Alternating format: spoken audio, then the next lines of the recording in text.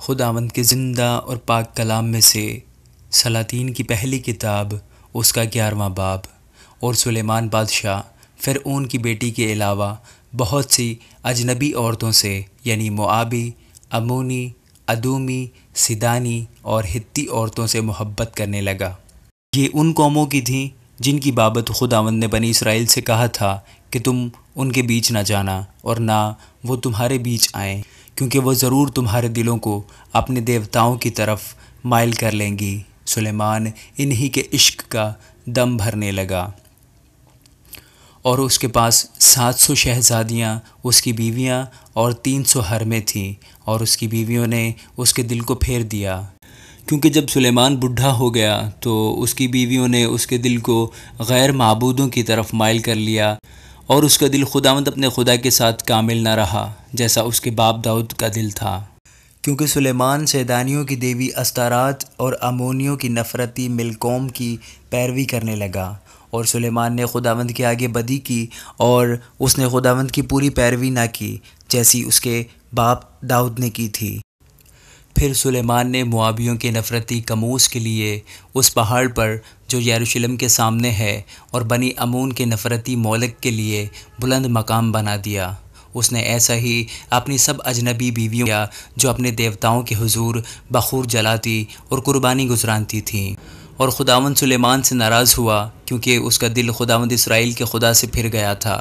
جس نے اسے دوبارہ دکھائی دے کر اس کو اس بات کا حکم کیا تھا کہ وہ غیر معبودوں کی پیروی نہ کرے،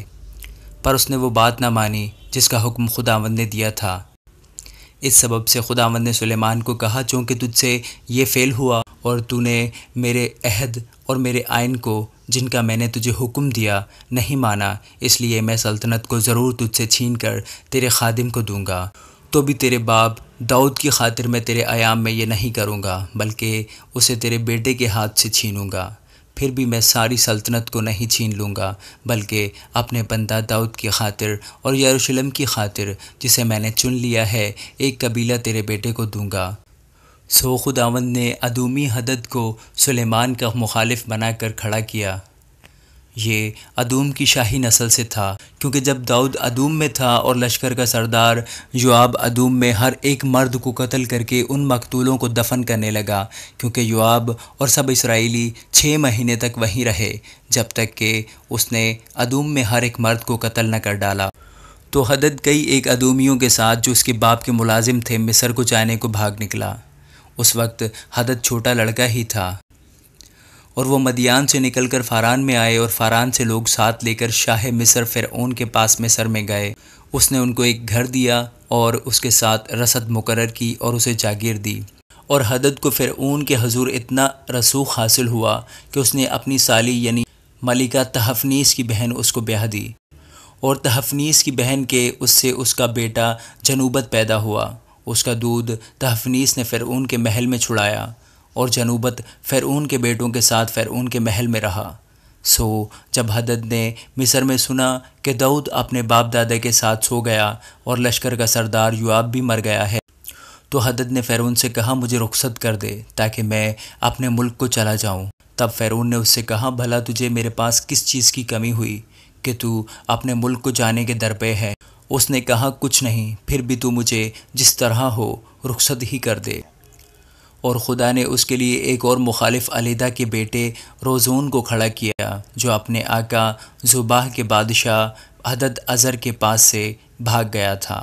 اور اس نے اپنے پاس لوگ جمع کر لیے، اور جب داؤد نے زباہ والوں کو قتل کیا تو وہ ایک فوج کا سردار ہو گیا، اور وہ دمشق کو جا کر وہیں رہنے اور دمشق میں سلطنت کرنے لگے۔ سو ہدد کی شرارت کے علاوہ یہ بھی سلیمان کی ساری عمر اسرائیل کا دشمن رہا،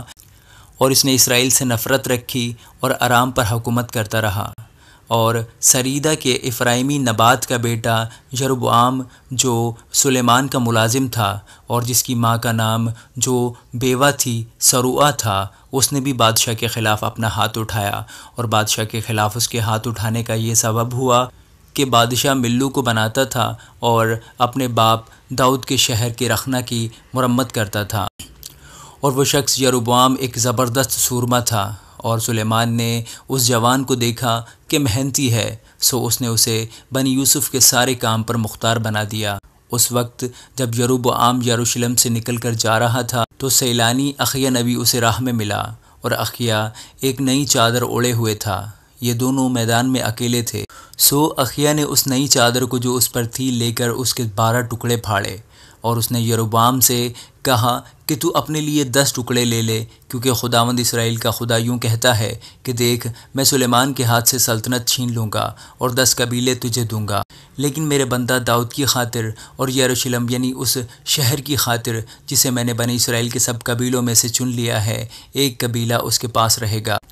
کیونکہ انہوں نے مجھے ترک کیا اور سیدانیوں کی دیوی استارات اور موابیوں کے دیوتا کموس اور بنی امون کے دیوتا ملکوم کی پرستش کی ہے، اور میری راہوں پر نہ چلے کہ وہ کام کرتے جو میری نظر میں بھلا تھا، اور میرے آئین اور احکام کو مانتے جیسا اس کے باپ داؤد نے کیا۔